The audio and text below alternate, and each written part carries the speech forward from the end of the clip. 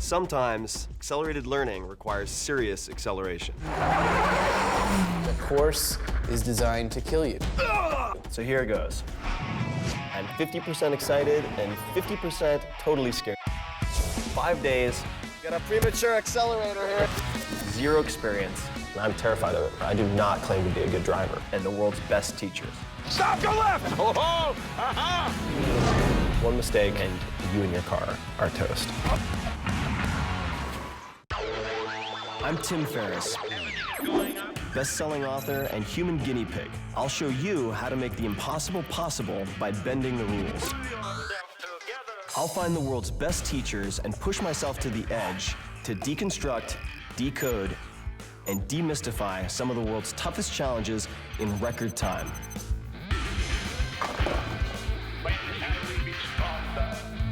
If I can do it, so can you. This week's experiment is rally racing. Why rally racing? And why not rally racing? For one, it's highly technical and it requires adaptability, meaning I can't just memorize a course and drive through it. I need to really learn the essential principles to be able to do it all. That's my kind of learning.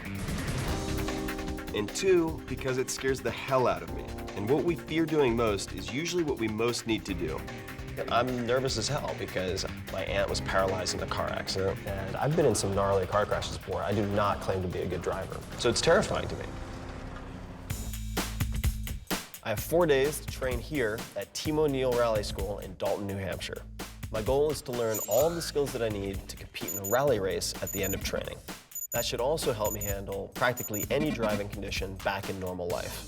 I brought my friend Chris, AKA the Kiwi, along. We'll be learning side by side and competing on the course at the end of the week.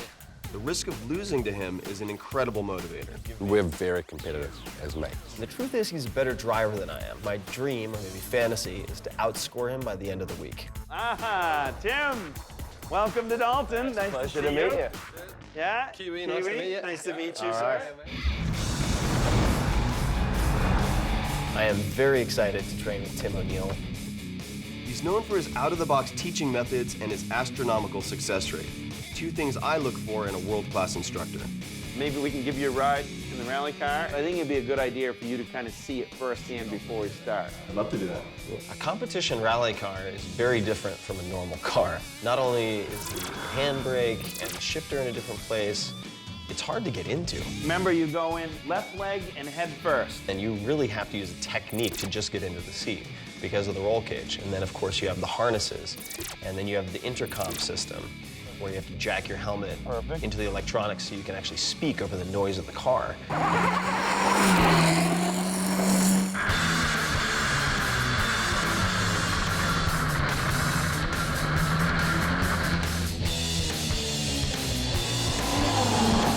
This is my first real experience inside a rally car. It's different from most types of motor racing because it uses street-legal cars on off-road courses. The whole point is to push the limits on unfamiliar terrain and to be ready for anything. It may look like Tim is just moving the wheel back and forth, but he's actually doing many things at once, both mental and physical. He's constantly evaluating the road ahead for turns, obstructions, terrain, and visibility, then calculating which of a dozen maneuvers he should use to get around the next bend. Every maneuver is exceptionally technical. He's doing all of this at 50+ miles an hour on a road that's only 8 feet wide in some places. We used to say you get into the cheese and you're toast. Even the slightest miscalculation could send us flying into a tree or a rock.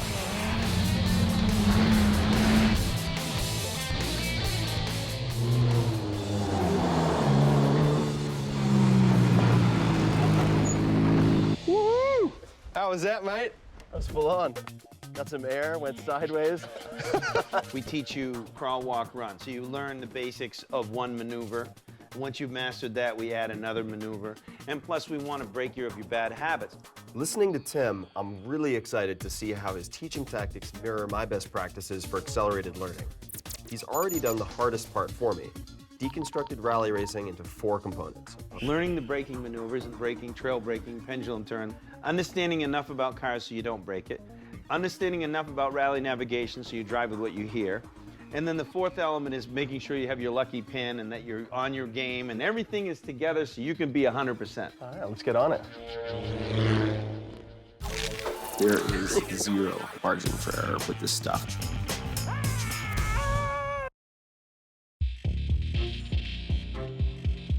My buddy Kiwi and I are all pumped up to get behind the wheel of a rally car, but first we need some time in the classroom.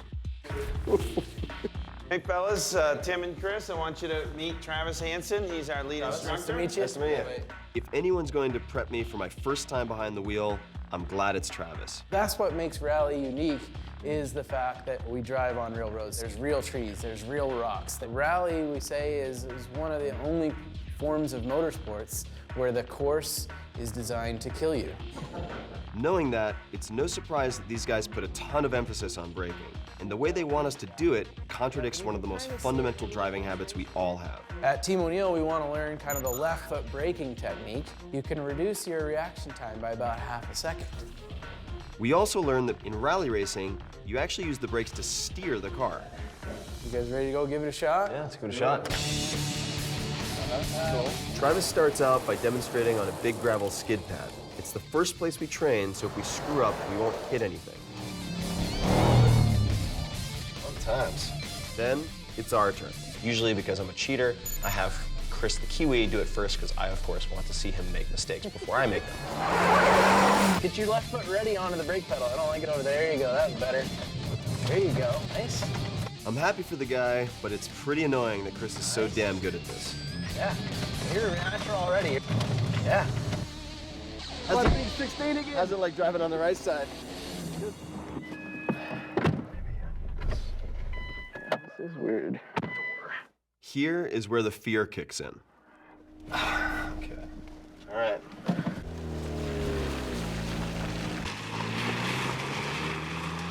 So up into second gear, get some speed. I'm competitive, very competitive, but I have to keep safety in my mind as the #1 most important thing. Don't turn, just use the brake pedal to make the car turn. Pretty soon, just focusing on technique gets me out of my head. Oh, ease off the brakes, get some speed again, and then go back to it. There it is, nice. Now what we learned in the classroom is really starting to gel. In rally racing, you're really steering the car, as they pointed out, a lot like a boat or a plane. You're actually turning the steering wheel ever so slightly and then applying the brakes to cause a skid. That is fun, but this is just the tip of the iceberg. Braking, how I love thee. Let me count the ways. 10, 11, 12 different types of braking maneuvers. We have braking in the turn, where you're using this type of drag to bring you around the corner. We have pendulum braking, which is super cool, one of my favorites. It's also nicknamed the Scandinavian flick, and that's where you initiate a very slight slide in one direction, so you get this whiplash motion that then brings the tail around quickly in the other direction. Right, you're trying to make a 90-degree left-hand turn at 40 miles an hour in the mud. You're gonna lift, turn, brake, release the brake, turn back, counter steer. There's like 11 things to do in like 2 seconds. Turn, brake, turn and brake, release the brake, turn back. In addition to left foot braking, I'm having a tough time getting used to another footwork technique. You're keeping the accelerator down. So you're not accelerating, then taking off the accelerator and applying the brake and alternating back and forth.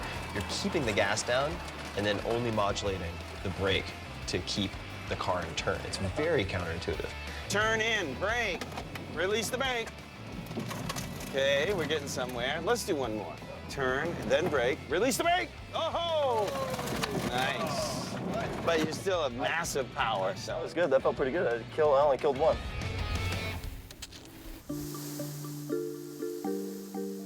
I'm still struggling with all the things I need to remember simply to make a turn on the skid pad. And tomorrow, we graduate to the road course. I'm terrified. There is zero margin for error with this stuff. And if you're off target with something like this and you slide accidentally 2.5 feet in the wrong direction, you are toast. I need my sleep. Signing off.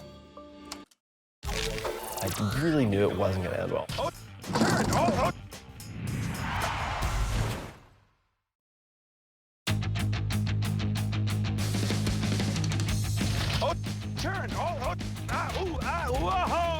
I'm deep into my rally racing training at Team O'Neill Rally School.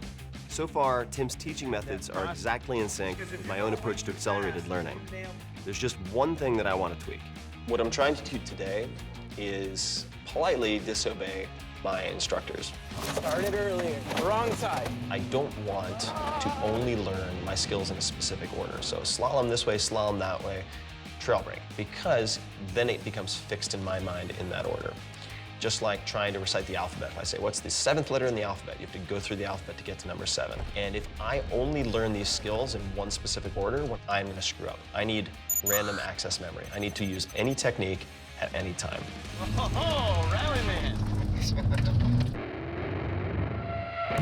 I hope my RAM is on point because it's time to leave the safe, warm, and fuzzy skid pad for the much more dangerous road. It's a huge step, but it does come with a very nice technology upgrade. Yeah, so we got a new car here. Our new wheels come with a roll cage, different brakes, and much better tires. All right, give it a shot. All right, so I'm gonna take the super slow. One of the 4 pillars of rally racing is co-driving or navigating. You need someone with a map next to you telling you what's coming so you can respond to what you hear. In order to be able to safely go flat out on a road, you need to drive with what you hear, not with what you see. So if you get off your notes, you're gonna go visual. And when you go visual on a rally, 2 out of 10 corners are gonna take you out because they're tighter than they appear. Right 2 into a left 4, over the crest.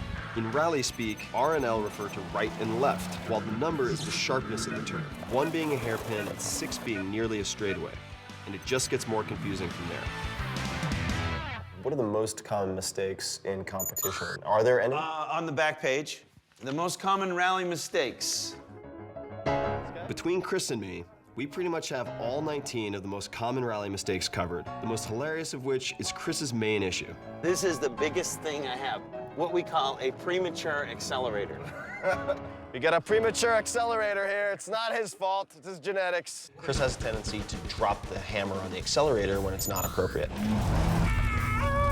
I have the tendency to lift off the accelerator when I freak out, Brake, brake, stay on the gas, flip, flip, stay on the gas. which then sends me into a tailspin. What the hell? Don't hit the rocks. I have the tendency to hold the brakes too long. Chris does the opposite. Stop, go left! Left, oh, we're done. There are people like me who are target fixators. The natural human tendency is for people to look at things they don't want to hit. You want to look where you want that tire. You don't want to look at the corner you're trying to go around. You need to look at your exit point. That's true for skiing, mountain biking, definitely true for rally car racing. All right, go for it. What Tim O'Neill calls emotional driving is my biggest problem of all, especially now that we've moved from the skid pad to the woods. There are many more variables out here, gradient changes, different type of surfaces, and so on. Careful adding in too much steering over this crest. Not to mention the fact that I have to calculate everything I need to do to navigate every course element. It's a lot to think about at once. I'm afraid I'll freeze and make a huge mistake, and then, of course, that's exactly what I do.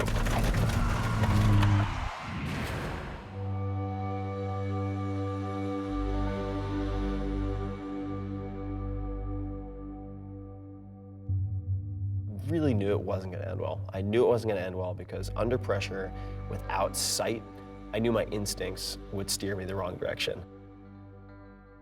I tried to avoid the ditch, which of course put me on track to smash right into a tree, slammed on the brakes, which I shouldn't have done, and spun around. And as I saw the world rotating outside of the car, I thought the car was going to flip.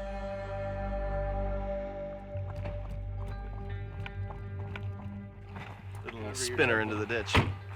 So right on that corner, where I have to come close because we're trying to avoid that tree, looking into that corner is right into that, is the sun. So I got all screwed up and then lost control. So we need to get the car out of the ditch. Not only was it terrifying when it happened, but it made me anxious and very afraid as I continued practicing for the rest of the day. Again, you are stuck in a ditch. Yeah, please call Timo's team to get someone to pull us out of the ditch, please. And so we hailed some camera guys, and we all got together to get this thing out of the side of the road.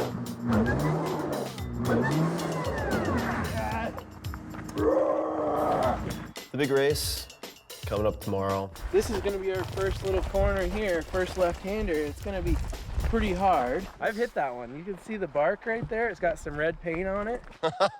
This is yours right there. That's a piece of me. The best way for me to avoid crashing tomorrow is by practicing each maneuver correctly as many times as possible. Brakes. Off the brakes now. Nice. And nice. I'm also gonna slow the hell down because this competition tomorrow is not for time. It's a point system based on how well each maneuver is executed. So I need to work on not having a fear response, which comes back to his rules: do not drive emotionally. How do you do that? TBD.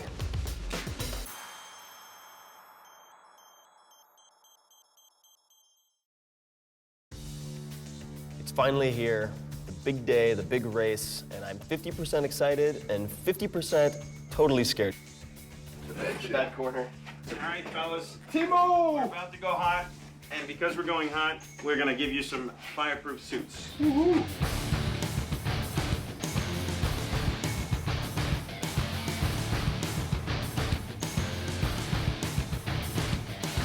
We're gonna grade you on your performance. It's finally game time.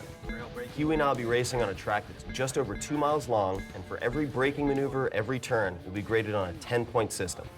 Key is to not overthink it. Instead, just think about your line and then adjust for the conditions. And if we can do that, we'll go through the course a lot faster than either of us are probably ready to. Do I want to beat this guy? Hell yeah. But to finish first, you have to first finish, and I have to remember that. And 3, 2, 1, go! 4, 3, 2, 1, go!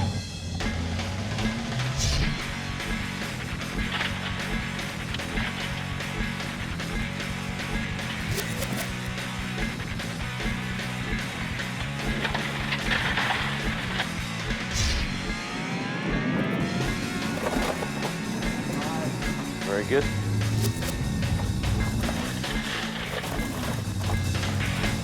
Might want to brake a little earlier next time. Keep it straight over the crest. There. Tighten it up a little bit more. Set left 4 tightens over crest. Tightens over crest, yeah.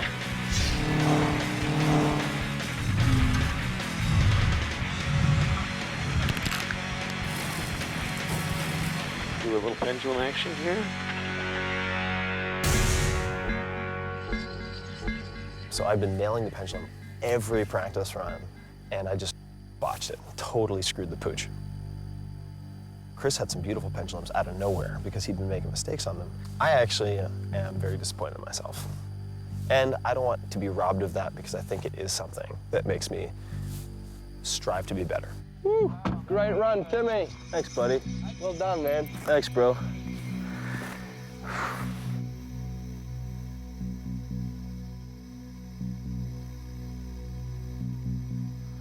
All right, fellas, we've totaled up the score.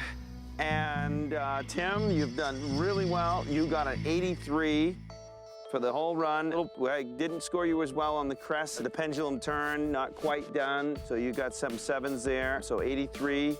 And Chris, you got an 87. Woo. You are the winner. Congratulations.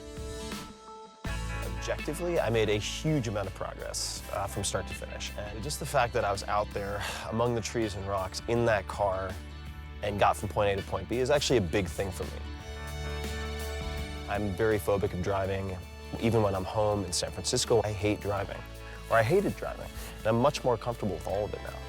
So Enjoy. Looking at the big picture, I certainly think that is a success.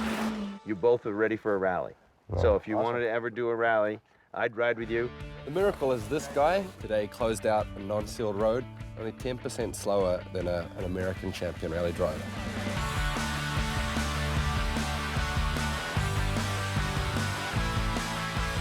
Six days later, the Kiwi entered his first real rally race, and he finished second overall, and all the other competitors had 10+ races under their belts. To that, I say, kia kaha, brother. Go, Kiwi, go. I'll be back. I'll come back. I don't like being second place. He always takes it so fast. I think with the right focus, he'll do something with his life. You know, he just needs to apply himself more, maybe work more than 4 hours a week. Just try to get it done, you know? That's time.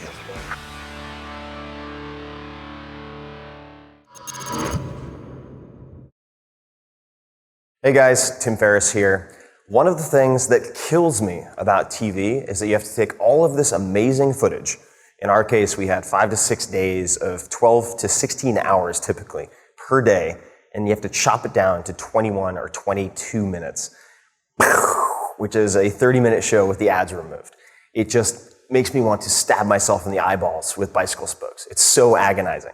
The good news is we have all that footage, and so we've taken huge extended scenes, we've taken interviews, we've taken tutorials, everything imaginable that we could get our hands on that we thought was really world-class that we wanted to put in. And you can find it at 4hourworkweek.com/TV, all spelled out, F-O-U-R, etc. And we really feel like we could have made the best 2-hour documentary imaginable on the subject that you just saw, or had 5 different shows of equal quality, all different with the footage that we captured. So please check it out. There's some amazing stuff. And you can also check out the podcast where I do very long, in some cases 2 to 3 hour interviews with a lot of the experts in this show. And that's the Tim Ferriss Show, which was nominated one of the best of iTunes, which I'm very, very happy about. And you can check out both. So find everything at 4hourworkweek.com/TV. And if you think that's an oxymoron, by the way, you're right. If you want a 4-hour work week, do not work in television. Thank you for watching.